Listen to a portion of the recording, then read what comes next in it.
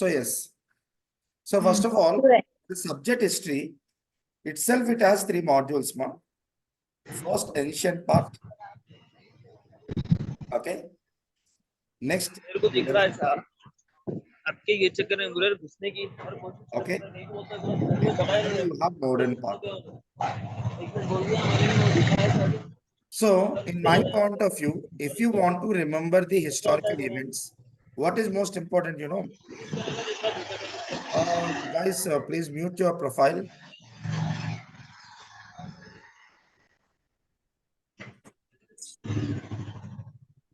Mute.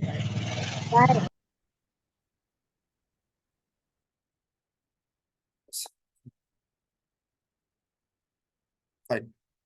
So you have 3 modules. Fine. Okay. Hope you are comfortable right now. So first of all, in my point of view, if you want to know, I mean, if you want to be very clear on historical events, what is more important is chronology.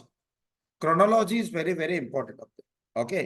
So here, first of all, if I say that, you know, ancient part means from which year to which year the historical developments are ancient. You have to know that. And from which year to which year the historical developments are medieval. You know, you should know that. Right? So here, before discussing that part, first of all, what do you mean by history? See, in many books, you may have you may have read this statement that simply the history is about study of past events. Study of past events. I'm writing study of past events. But one thing you should understand beyond this particular statement, what was that, you know? Here, events which already happened. So regarding those events we are talking about. So I have a question for you. Do you think that, tell me any event, give me an example of any event which supposed to, like, which doesn't have any factor or any reason to happen. Or tell me an other example of another event which left no consequences. Means any event, tell me, give me an example which left no consequence here and which was happened without a reason. So no reason or factor. Tell me one example of the event. Probably no, because each and every act or event will be happening because of some or the other reason. Okay, that is called factor. Fine, factor. And every event will leave one consequence. Next. And you may not feel surprised if I say that this consequence would act as a factor for other event. Event 1 consequence would act as a factor for event 2.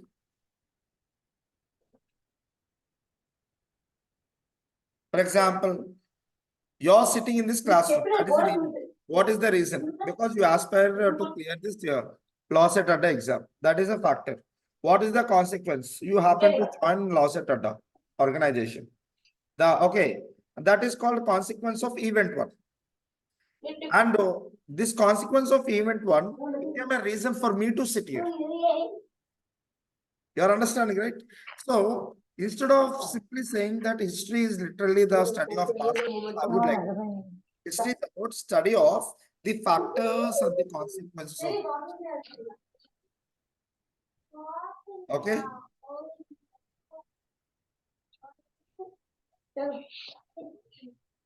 See, guys, please check whether your profiles are mute or not. Fine. Okay. See, yes. So instead of saying study of past events is a very common thing. I would like to study of what? A study of factors, study of consequences left by those past events. Very simple. Okay. Chalo. So I told you chronology is important. So from which year to which year we are talking about the history? See, we are discussing the past events right away from 2 lakh years ago till the year which we got independence, 1947. So if I want to just like segregate or classify this time period into these 3 broader modules, I would like to say that this ancient part is 2 lakh years to 645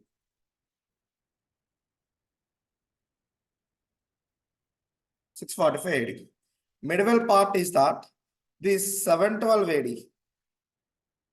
Okay, till let's say you can simply say that the advent of Europeans 1498 AD. Modern past starts from arrival of Europeans to India. That Vasco da Gama of Portugal, he came to India in the year 1498 AD till we got the independence, 1947 AD. Right? So this is how, you need to segregate the things. Fine. Okay. Then, okay, fine. Now coming to the syllabus. Let us discuss the syllabus on par with ancient, medieval, modern. Sure. Okay.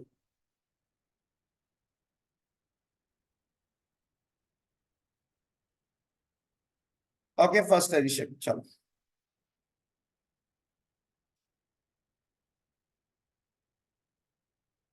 Ancient.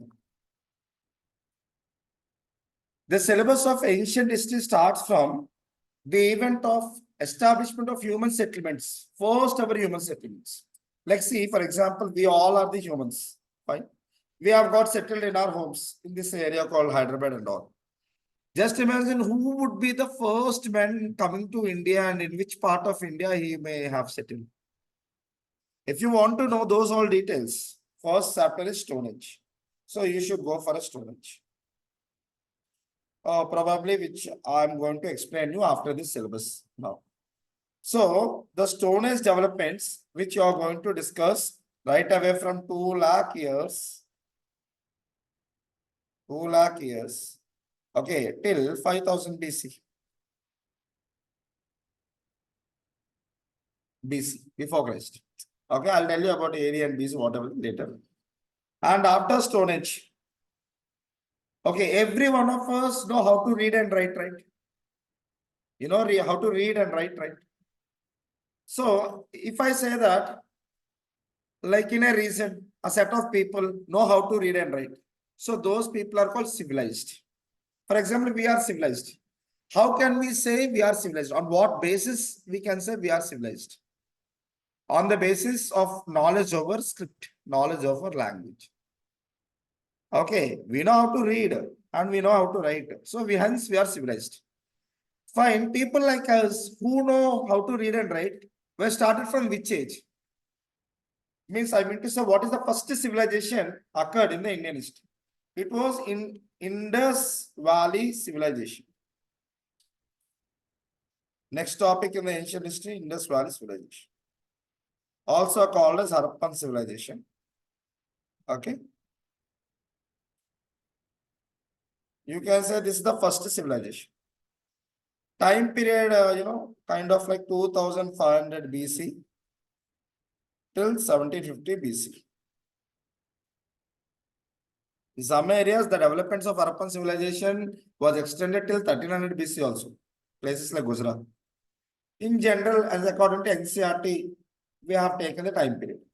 And after that, do we have only this civilization? No, we have another civilization. That was Vedic civilization. Vedic civilization. So we are going to discuss the developments happening in Vedic civilization, and the period is between 1500 BC to 600 BC. In BC, you have to go back. Okay, before Christ, you have to go back. Fine. Okay. Next.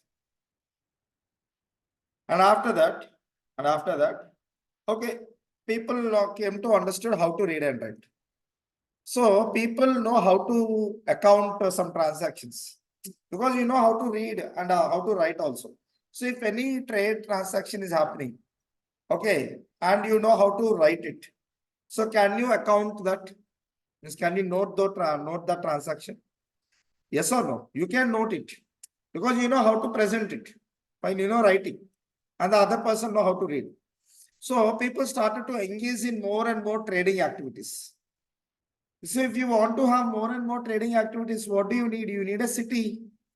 Because if you carefully observe, do you think that in villages the trade will happen more, or in the cities the trade will happen? Cities, transaction will happen more. Okay, more population, more demand of the goods and services. Everything you have to buy. Even if you want to get a cup of tea also, you need to buy at the rate of 10 rupees. But if you go to your villages, okay, चाचा जी मुझे एक cup चाय चाहिए। भाई आओ बैठो, बैठो, P low. 10 रुपये। Why you are giving me the 5 10 rupees? Fine. Villages में the culture is different. Yes or no? But city is different. Nobody will welcome you to, yeah, please come. If you're going on the roadside, nobody is going to call you. Arey beta, come inside. Okay, pee lo. For free. Come on. Nobody will say. So the point is that the concept of trade is increasing. When the concept of trade is increasing, at the same level, the concept of urbanization also increases. Urbanization is the process of increasing urban centers. Towns and cities are called urban centers. Again, I'm telling you.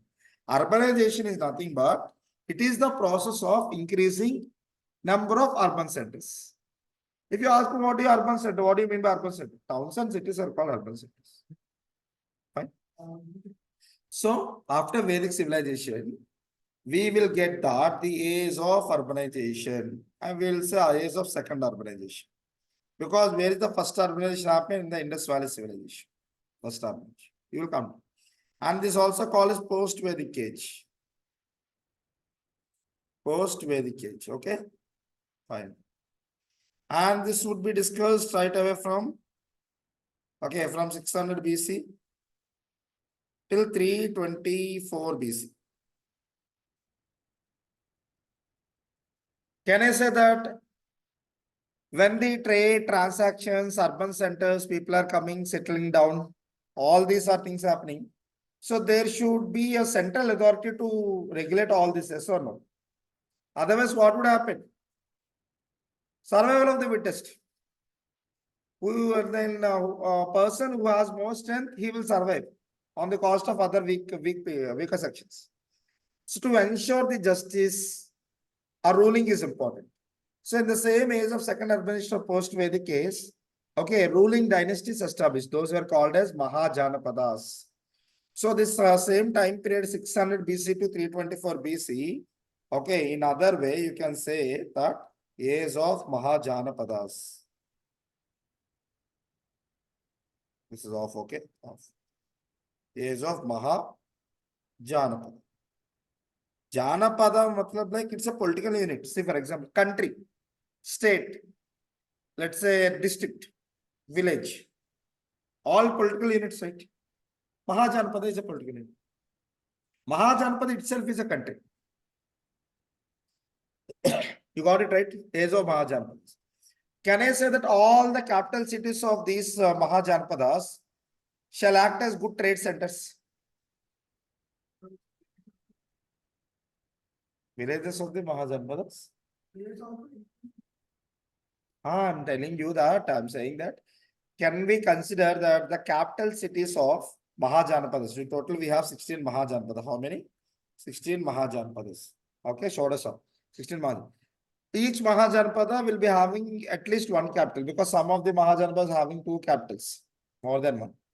So can I say that these all Mahajanapadas capitals, okay, they shall act as good trade centers, urban centers. Because almost capital city of every state would be urban center.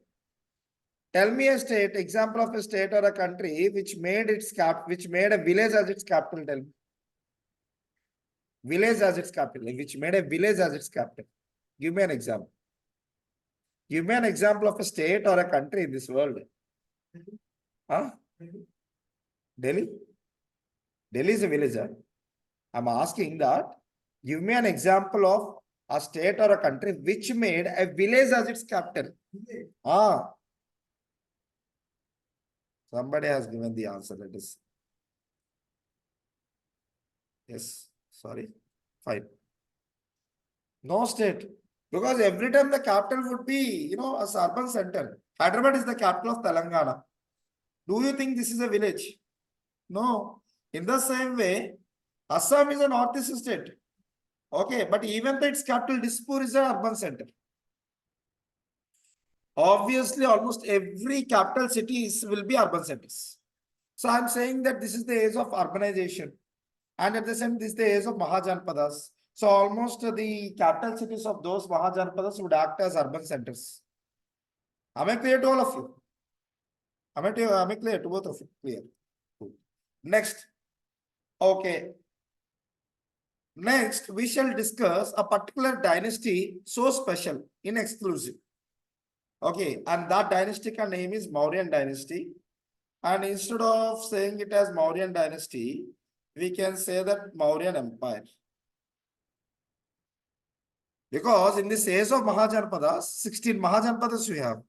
So almost as per our belief that every Mahajanpada in the 16 Mahajanpadas definitely will be ruled by some or other dynasties.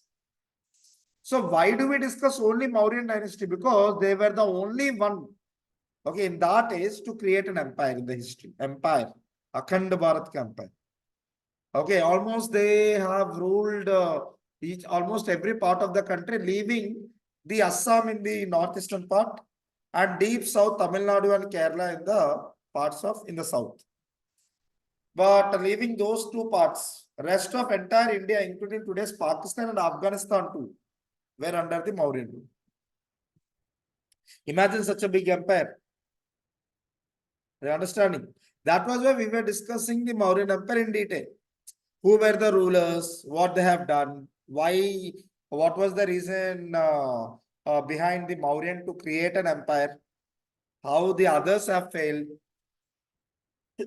We'll discuss. And this Mauryan Empire story we will discuss ranging from 324 BC because the Mauryan Empire was established in 324 BC until 187 BC because the last ruler of Mauryan Empire, namely Brihadratha, in 187 BC, who was the last ruler? Brihadratha.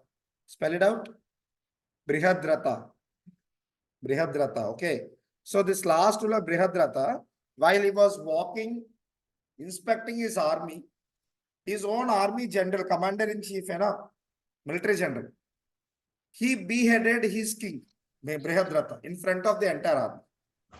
So with that, the last ruler, Brihadratha, have lost his life. And with that event, Mauryan Empire came to end. Okay. And then the person who have beheaded his own king, by name he was called as Pushyamitra Shunga. Pushyamitra Shunga. Clear? Pushyamitra Shunga. Don't worry, I'm going to write it later and you will have a good notes. Fine. Pushyamitra Shunga. And after beheading his king, what he is going to do? After killing his own king, he is going to set up another dynasty by the name of his Pushyamitra Shunga, like Shunga dynasty. Come on. Shunga dynasty. That way, Mauryan Empire collapsed, Shunga dynasty raised, and Mauryan Empire collapsed. I already told you Mauryan Empire is not small. It is very large. It is very large. So Mauryans collapsed. Then the small territories in this large empire of Mauryans, they immediately will declare independence, right? Because nobody out there from Mauryan dynasty is there to control me.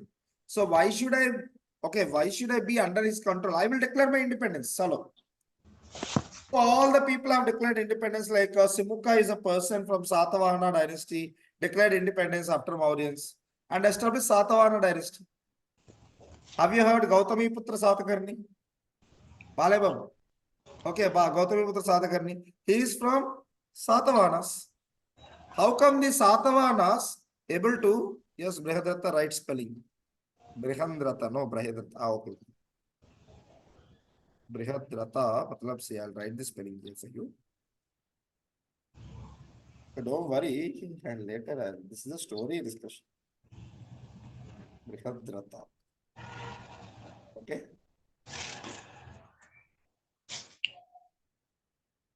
Fine. Okay. So people like Simuka, they started to declare independence. That is how, when you have a Mauryans, how is it possible for the other dynasties to arise? Because after the fall of Mauryans, very simple. And you need to know another important understanding. You need to understand that. What was that? After the fall of Mauryans, not only within India, the other principalities have declared independence, but from the outside, let's say from the northwestern India, I'll just show you.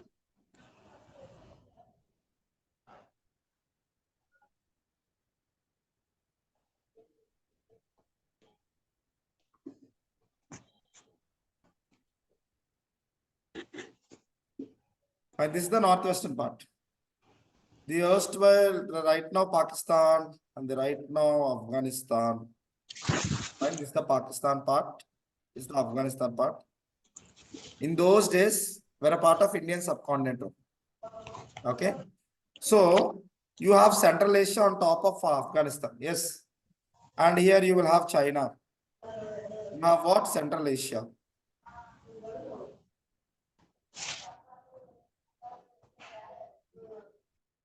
So guys, please unmute yourselves. Okay. So mute yourself. Anyways, so people here from Central Asia. There was no central authority because Mauryans were declined here. There are no Mauryans. So China couldn't invade India because they have Himalayas. They can't cross Himalayas. Okay, there will be no doctor's change in China. Sida coming to India, right? So they can't cross Himalayas. But the tribals in Central Asia, they started to invade Afghanistan. And through Afghanistan, they started to enter India. Okay, fine. So this was happened when the Mauryans happened to collapse. You got it. So this is the trailer of which topic? Post-Mauryan age. That is the next. So in the post-Mauryan age, what are the developments? Within India, the dynasties like Shunga dynasty, Kanva dynasty, Satavahana dynasty have emerged. And from the northwest, the invaders are coming out. They are coming. They literally came, they established themselves as rulers, and we accepted them as a part of Indian soil later. Okay, those stories will be very interesting. I'll tell you later. So this post-Mauryan age will be between 200 BC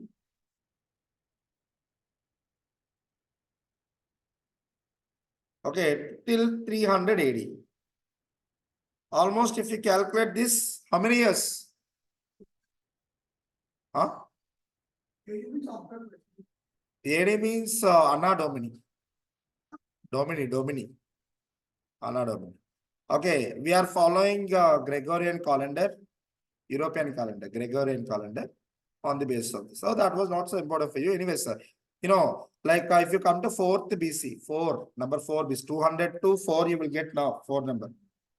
You won't have 3 BC, 2 BC, 1 BC. After 4 BC, because it was believed that Jesus Christ was born in 4 BC.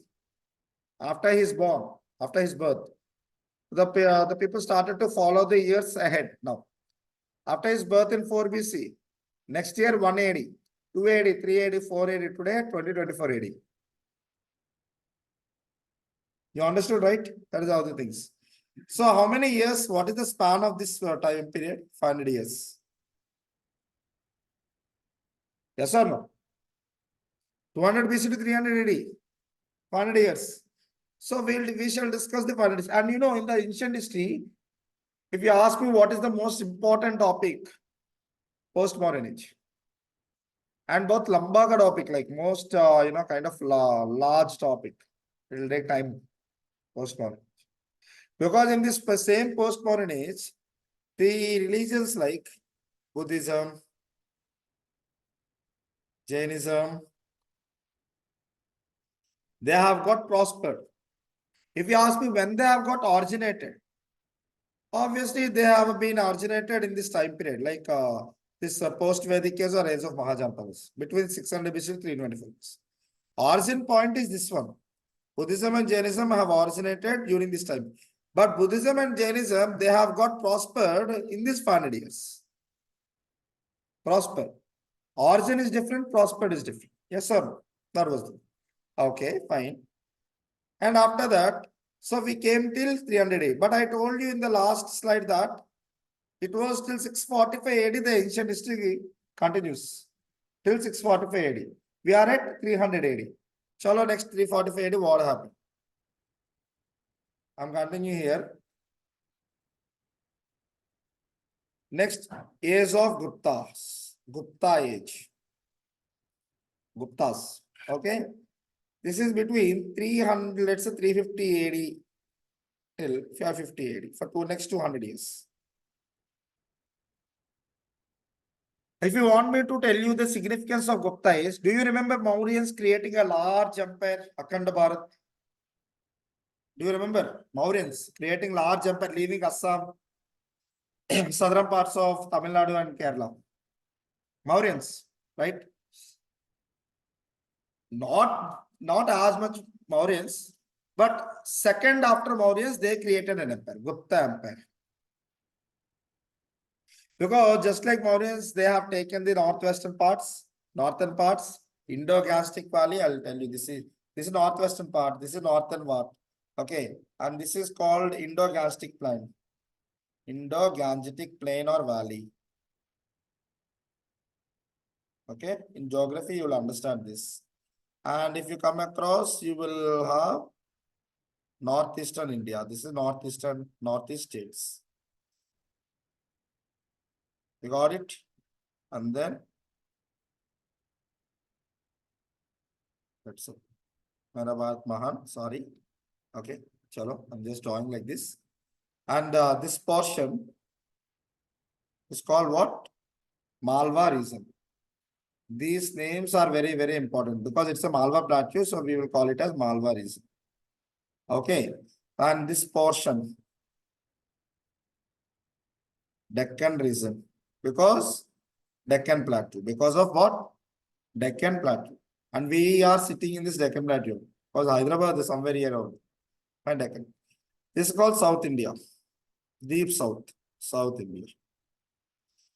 If I tell you Chota Nagpur region, this is the Chota Nagpur Plateau. Chota Nagpur region. Because you have a Chota Nagpur Plateau. Okay, this is called Central India.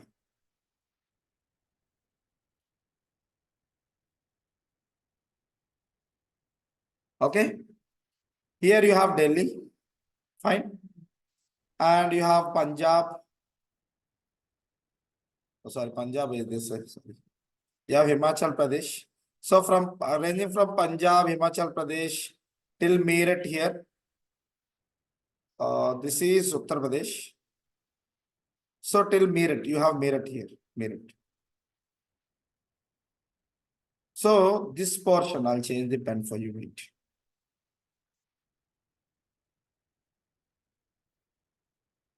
I have colors. Okay. So this particular portion covering the Punjab and all till Meerut. This is called Upper Gangetic Plain.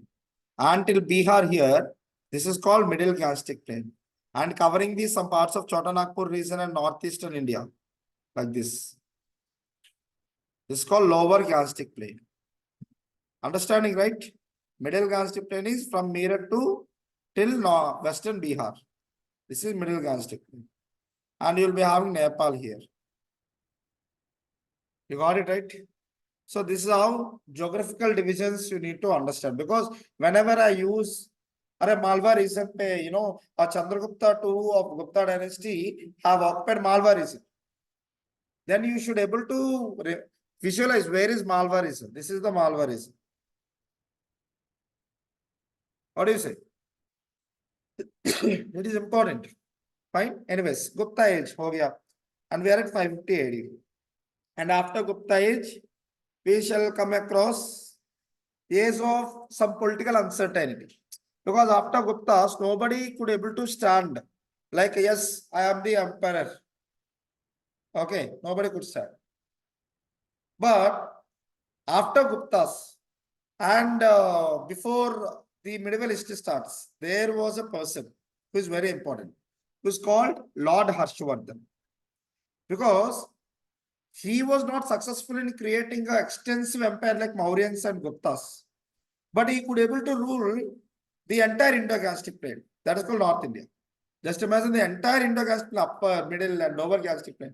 Means right away from this Punjab area till the Bengal area. The entire North India was of this person only, Lord Harshavardhan. You got it? And it was during his time only, many developments were accounted. Very simple, I'll tell you one simple logic. In history, who is great? Who is great? Who is great? Matlab? of whose account is well documented, he is great. Let's say, for example, who is the known greatest Prime Minister of India to you, Abdul? Who is the known greatest Prime Minister of India to you, according to you? As per your knowledge. Greatest Prime Minister. As per your knowledge, you can say, see, if you know only one person as Prime Minister, you can say that one also, no issue. Who is that? Lal Bahadur Shastri. He is the greatest Prime Minister. You? Jawaharlal Nehru. Okay. For me, some other person. How do you know that Jawaharlal Nehru is the Prime Minister? Because in the books they have written he was the first Prime Minister. He's fond of children. His birthday celebrated as Children's Day. Okay, chitti mil gaya. You got it right.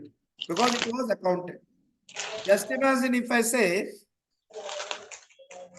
okay, why don't you why don't you tell me about Subhash Chandra Bose?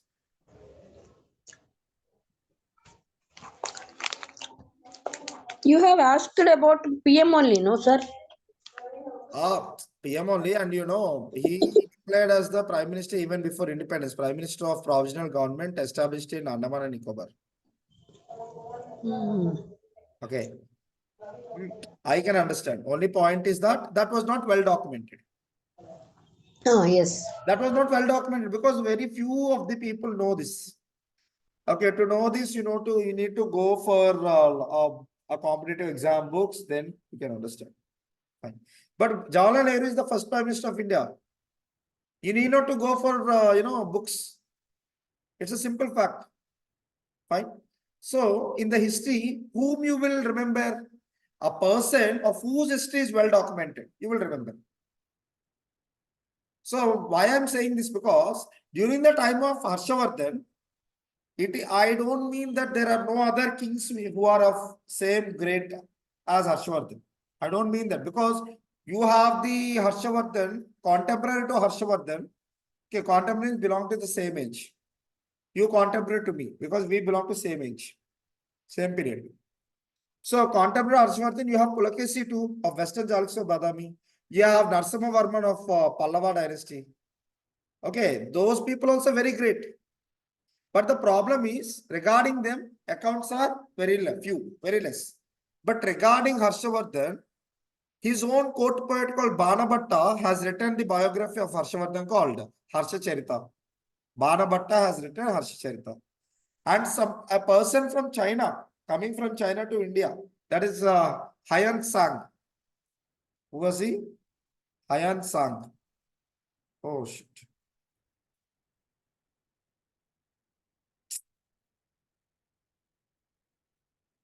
Hayan Sang. Okay, came from China during the period of Harshavardhan.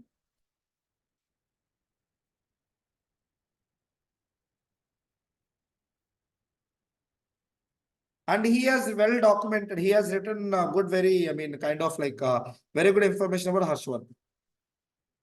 Literally, Hayan Sang was literally, he was praised and he was literally, validated. Validated means Satkarinchadu. Hayan Sang ni Satkarinchadu, Harshavardhan, Kuchabeti.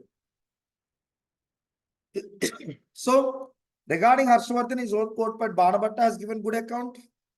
Hayan Sang has given good account. So, everybody know who is Harshavardhan.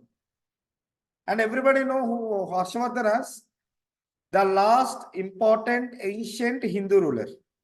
Again, I'm telling you. Everybody know Harshavardhan as the last most important ancient Hindu ruler. Ancient Hindu ruler. Because after his time period, medieval has started. After his time period, what started? Medieval has started. Because Harsha, he belonged to this somewhere 647 AD, some book 645 AD. And after his rule, medieval has started. So this is how the ancient history syllabus is. I know that was not, kind of like extensive for you. This is just like a brief. Because in the next classes, we shall take again every topic like, okay, this is what, this is what. I want you to note down all this because what is important in the history, chronology is important. If I ask you, Areyar, who comes first? Harshavardhan comes first or Gupta Kings come first? Who comes first? Gupta, you should be in a position to tell me at least. Okay, if I ask you, Areyar, arrange this number of rulers in a chronological order.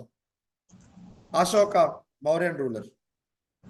Ashoka, Brihadrata. Okay. Chalo, I'll just give you a quiz.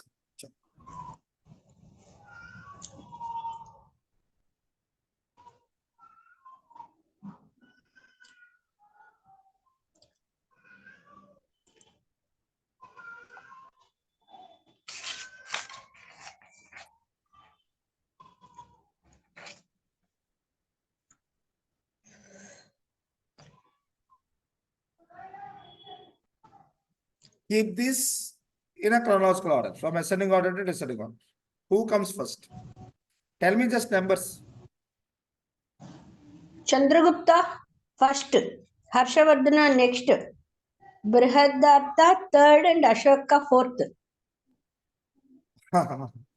I'll write the years associated. Brihadrata 180. No, sir. I'll write the years now.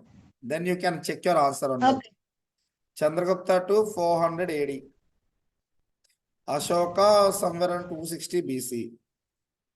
Harshavardhan 647 AD. Now tell me who comes first? Huh? Ashoka. Ashoka. Next. Brihadrata. Bri- Ashoka was the Mauryan ruler. Brihad. Brihadrata. Brihadrata is the last Mauryan ruler.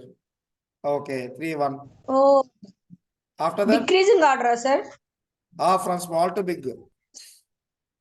Yes, sir. Who comes first? Ashoka, then Brihadrata, and next Chandragupta to Harsha. 3-1-2. Sir, Ashoka house 187 BC, Brihadatra is there, no 187 BC, for small to larger number, no, sir? But in Sma- BC, you have to go back. Na? Oh, In BC, after 260 only 187 BC will come. okay. Mm. Fine, good. 3-1-2-4. Very simple. This kind of questions also will be asked. So it is important for you and to understand who comes after whom. Cool? Understood it? Cool. Fine, okay, sir. You told me that the ancient history started from the human settlements, establishment of human settlements in Indian subcontinent. From that, ancient history started.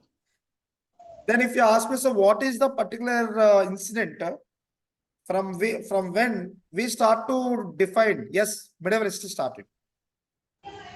You understood my question, right? So I'll take it to a time period called, I'm talking about medieval history now, medieval history. Medieval history. I'll take you a time period called 712 AD. It came after Harshavardhan. Harshavardhan 647 AD. To 712 AD. In 712 AD, what happened, you know? For the first time, a Muslim trader, let's say Muslim merchant, Islam merchant, he occupied a part of Indian subcontinent. Okay? Chalo, his name was Muhammad bin Qasim. Occupied Sindh region. Where is Sindh, you know? We have Gujarat, right? And this is part called Sindh. It's called Sindh. Clear? And this is also a part of Indian subcontinent, then. Now it is a part of Pakistan anyhow. Fine. So for the first time, a Muslim could able to conquer a territory. You're understanding? Because, you know, first of all, you have to understand, Islam is not a native religion. Because Islam was not born in India. The religion Islam was born in Makkah, Medina, where a preacher of Islam called Prophet Muhammad, somewhere around like 570 AD, okay, he preached the tenets or principles of Islam, 570 AD. And people started to follow the preachings of, okay, this Prophet Muhammad, just like how the people started to follow the preachings of Gautam Buddha in India in the same way. So, the people who started to follow the faith called Islam, okay, you're understanding? They started to spread across different pockets of the world. as traders, like Arab merchants, as the religious priests, like Qazis, okay, Qazis, Maulavis, fine, and as rulers also, Ottoman Empire. I'll explain you about them later. So in that way, people started to scatter around the world. Even they came to India as traders. Even when Lord Harshavardhan was there, Arab merchants came, and that was the starting period when the Arab traders are coming down and settling down in India. And it was in the year 712 AD, for the first time, an Arab trader, he was successfully in capturing a part of Indian subcontinent territory. From that, medieval history started. But you need to understand another thing that, sir, okay, sir, a Muslim came and he happened to be successful in capturing a territory from Indian subcontinent. So can we consider that it is the starting of Muslim rule, Islamic rule in India? No. Because Islamic rule started in India in 1206 AD. Because if you ask me, sir, I want to speak about Islamic rule in India now. Can you tell me what are the major dynasties or empires which has established like Islamic rulers in India? There are only three. Delhi Sultanate started from 1206 AD. Delhi Sultanate. Okay, 1206 to 1526 AD. In North India, I'm talking about. After Delhi Sultanate, Mughals. 1526 AD. Okay, till 1858 AD. And in the Deccan part, Deccan region, okay, contemporary to Delhi Sultanate, Bahmani Sultanate. Bahmani Sultanate.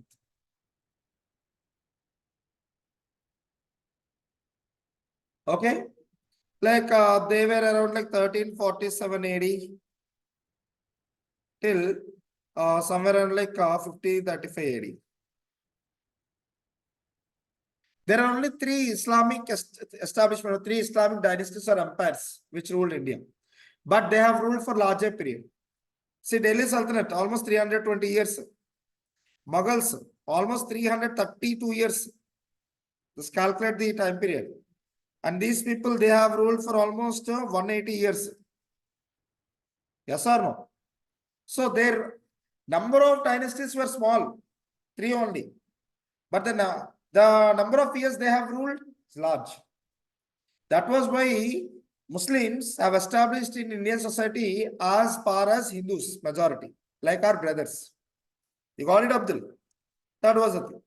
But you need to understand one thing.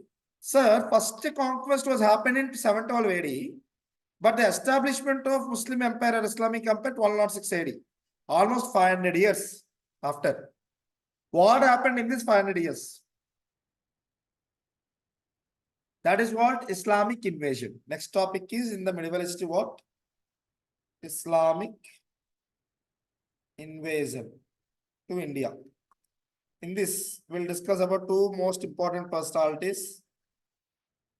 Muhammad Ghazni. Okay. Muhammad Ghori.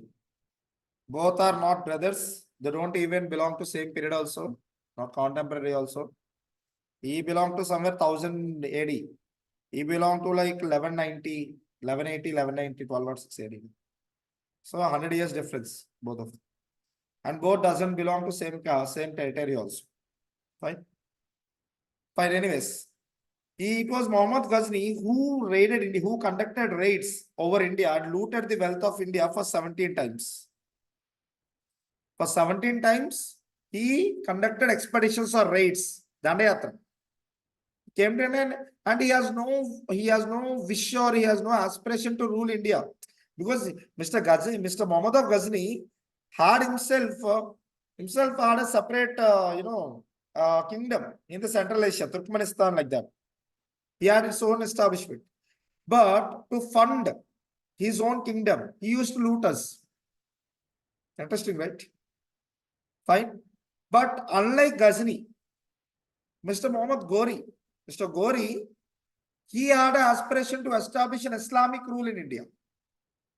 If anybody asks you what is the difference between Ghazni and Gori, Ghazni doesn't have any aspiration to establish any rule in India because he has his own rule in the Central Asia.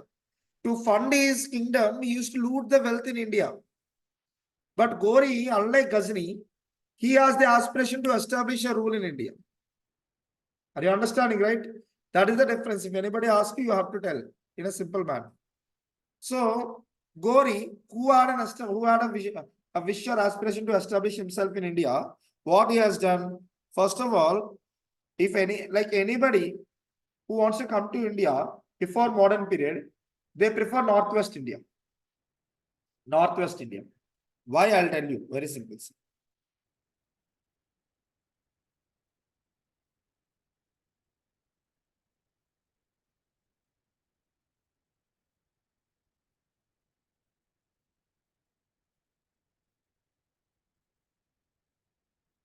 This is Northwest pockets.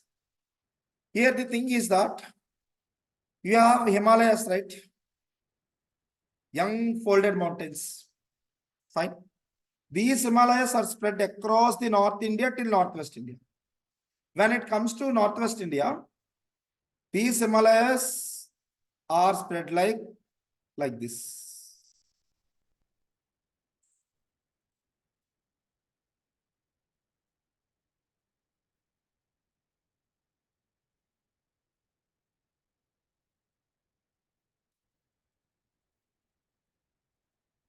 See these gaps.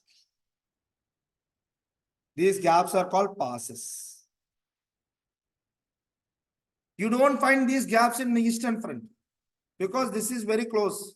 Like if you cross, if you are a person who want to cross this junction, literally you need to have a trek. You need to climb this and you need to again declimb. But here you have a space, and within these passes, you can come along with your horses also. You got it? Fine. So people in Central India, Central Asia, I told you in the ancient history that, here I told you that, yeah, in the Central Asia, these people used to come to India. Remember, these people come to India because they used to come through passes. Through India, passes facilitated the way to India, to enter India. And those passes are unguarded. No ruler in the ancient history have taken proper measures, like a Chinese king have taken the measure like of building a great wall of China to prevent the entry of outsiders into China. Such kind of development was not happening in India. So these passes were not guarded. So earlier the Central Asian tribes came. Now the Islamic rulers from Central Asia, they started to come. Examples of passes I'll tell you, see, Bolan Pass, Khyber Pass. Okay. Fine. These are the examples. So using these passes, they used to come to India. Even, Muhammad Gori also came like, even Muhammad Ghazni also came through passes, crossing this, rivers of Indus and its tributaries like Satluj, Ravi and all. Anyways, what is the story of Muhammad Gori, He wanted to establish himself and his rule in India and subcontinent, right?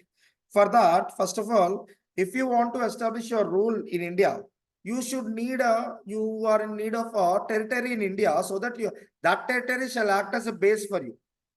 Let's say, for example, just imagine Gori having a territory in Punjab, so that this territory can be further used by Gori to station his army, his weapons and all. And first, being in Punjab, then he can occupy the other parts. What do you say? This is called what? Base, military base. I'm just explaining you the outline of syllabus. That's it. Tomorrow we will be discussing the exact topics because anyway, how today is a disturbed session. Fine. So this is a base. So to create a base, first of all, already this base some other ruler will be. And that ruler was Rajput ruler by name Prithviraj Chauhan. Have you heard? A Rajput ruler. Okay, thank you. So Prithviraj Chauhan, fine. He was who? A Rajput. Chauhan matlab Rajput clan. Shall I tell you an interesting thing about Rajputs? By the time when Gori came, this is the development happening around like somewhere like 1185 AD to 1206 AD. These are the developments happening. Remember this time period. This time period, Rajputs were organized into 36 different clans. Clans, matlab you can say families. What is the interesting fact about 36 clans? You know, they lack unity. They lack unity. See, I'll tell you an interesting line about Rajputs. Rajputs are very difficult to conquer them. Rajputs are some sort of entity, political entity, where me as an invader cannot conquer the Rajputs. But at the same time, they cannot conquer the others also. Because individually they were so powerful. Rajputs, apna this, you know, have you watched Padmavat movie? Okay, Shahid Kapoor ka Padmavat movie. So he was very, you know, obsessed for his own dharma and all. Even the women also. Instead of showing their face, they literally jump into the fire. Right, that is the movie actually. So Rajputs are so deliberately desperate about their dharma. But at the same time, they lack unity. Because do you remember a scene that when Alauddin Khilji came and he established himself along with his army before the fort of Mewad. Initially, Shahid Kapoor will tell his minister to give a call to other Rajput rulers, so that this is the best time to wipe away the Muslim rulers from India by defeating Alauddin Khilji, because he was the Sultan, Sultan-e-Hind, Emperor of, Sultan of Hindustan. But no, at the same time, on the other hand, Alauddin Khilji will send the fatwa or order to all other Rajput rulers. If any Rajput ruler assist this Rajput ruler, Mewad ka Rajput ruler, Raja Ratan Singh, you will be also going to face the same consequences. So no Rajput ruler will lend their help or will come forward to help Ratan Singh. Yes or no? That was and Ratan Singh akele, he'll go forward and he will fight. They lack unity. But if they have unity, these 36 clans, if they are united, nobody can defeat. You got it? So here, Mr. Gori wants a base, military base. But that base was under the Prithviraj Chauhan. And that base ka naam was Batinda. What was that base ka naam? Batinda. Today, Batinda is in Punjab.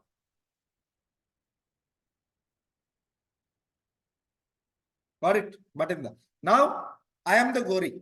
Assume, okay, fine. I am the Gori, hypothetically. I want Batinda at any cost. If I want Batinda, I should defeat Prithviraj Chauhan. To defeat Prithviraj Chauhan, first of all, I need to face Prithviraj Chauhan.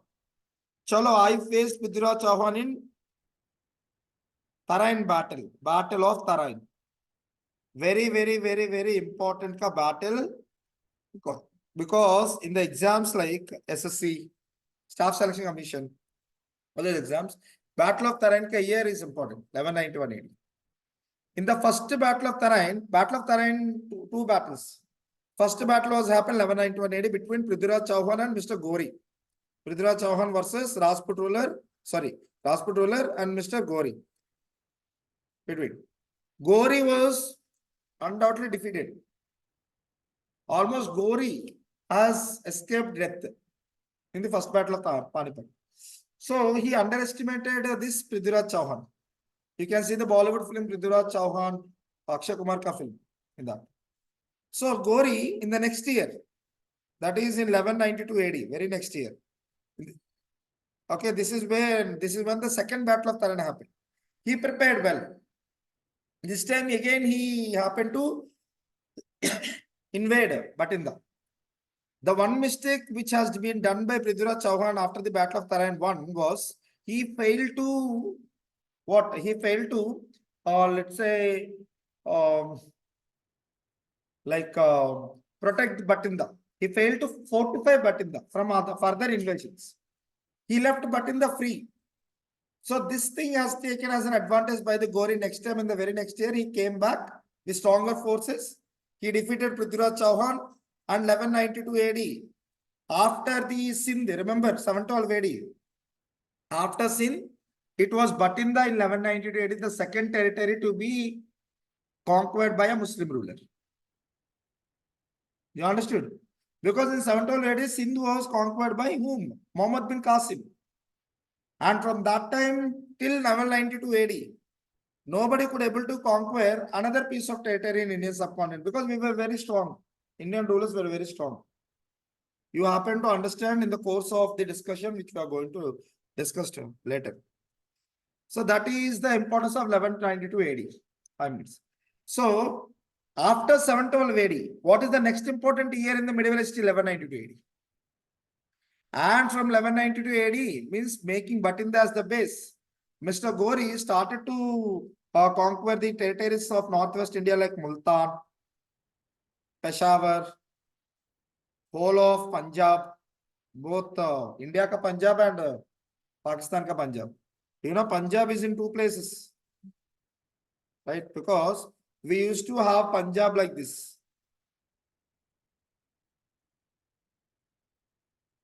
West Punjab like this, sorry. This western portion of Punjab was given to Pakistan and eastern portion of Punjab was given to India. The whole of Punjab was undertaken by this, Gory. Now, this year is 1206 AD. Gory has to go back to his own territory in the Central Asia because he came from Central Asia. There are some issues going on to sort this out. He went back. Before going back to his territory, whatever the territories he has occupied in Indian subcontinent, that is northwestern territories, Indian subcontinent, those were handed over to his commander-in-chief, and of course, he was slave. Because among the Muslims, there was a culture. First, a slave will be slave. Most trusted slave who happen to succeed in military achievements, then he will be promoted as commander-in-chief. Namely, Qutbuddin Aibak. So, Qutbuddin Aibak, initially he was a slave, at the camp of Gory. His master Gory has occupied these territories. So, Gory, before leaving India, he placed all his territories in the hands of Qutbuddin Aibak. You rule on behalf of me as my representative. You got it right? But in 1206 AD, what happened? Gory was died. Gory died. Understood, right? Gory died. So, Gory doesn't have any legal heirs, no sons. Sir, tell me, when Gory died? 1206 AD. 1206 AD. He went back to his own kingdom and thereupon he died. Natural death. Okay. But there were no descendants of Gory to claim this territory. Mera Pitaji ka territory, I want it back. To claim from Qutbuddin Aibak, no, but there is nobody. Now Qutbuddin Aibak, oh my God, I declare independence. Chalo. My master amar gaya, so there is no authority over me. So I declare independence. Chalo. I declared independence. Qutbuddin Aibak declared independence, and initially he was a slave, right? So he established slave dynasty. In the same year, 1206 AD. What is the beauty of this slave dynasty establishment is, slave dynasty was established by whom? Qutbuddin Aibak. Who was Qutbuddin Aibak? Slave of Gory. Yes. Don't worry, you'll be habituated with the terms, okay? You'll be given a notes also. So, slave dynasty was established. Qutbuddin Aibak established slave dynasty. So, establishment of slave dynasty in 1206 AD have triggered a concept. What was that? Islamic Empire. Because Gory's ambition is to establish an Islamic Empire in India, yes or no? Yes. Yes, good. So, with the establishment of slave dynasty, the era of Delhi Sultanate started. Because in the previous slides, I happened to tell you, yes, Delhi Sultanate between 1206 AD to 1526 AD for the next 320 years. Delhi Sultanate. Okay, continue. Fine, okay, but Delhi Sultanate is the culmination of 5 different dynasties. How many? 5 different. And this chronology and order is very, very important. You should not miss or you should not, jumble it. First slave dynasty, okay. Next, after slave dynasty, it was Khilji dynasty. Khilji dynasty. Khilji. Alauddin Khilji, na? He belonged to this Khilji dynasty. But after Khilji dynasty, Tughlaq dynasty. And after Tughlaq dynasty, you have Sayyid dynasty.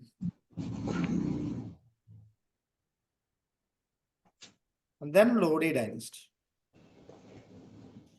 The last dynasty. Fine. Slave dynasty was established by whom? Qutbuddin Aibak. Qutbuddin Aibak. Khilji dynasty was established by Jalaluddin Khilji.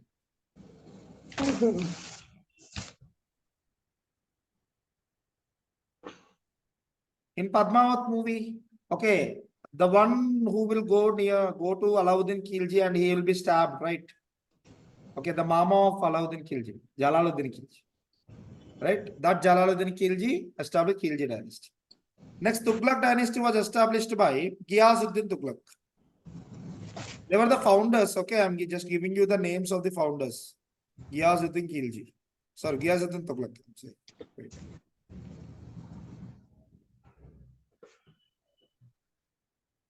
Okay, Ghiyasuddin Tughlaq. Ghiyasuddin Tughlaq. Okay. Till now, the story is very normal and calm. That is slave dynasty, Khilji dynasty, Tughlaq dynasty. Who were they? They were Turks plus Sunnis. By reason, they came from Turkey around region. So by race, they were Turks. And by sect, because Islam has different sects, Sunni, Shias, Ahmadis, right? So they were Sunnis. So every time when India exists, Pakistan also exists, right? In the same way, when the slave dynasty, Khilji dynasty, Tughlaq dynasty exists, there were the invaders at the gates of Northwest India. Because Northwest India is always prone to invasions. Because from ancient history, I told you. Again, there are enemy at the gates. Who were this time? Who was the enemy? Sayyid. Mongols. Genghis Khan. Oh. Heard of his name, right? Mongols. Unka chapter, like we will discuss as a part when we discuss slave dynasty, Khilji dynasty, Tughlaq dynasty.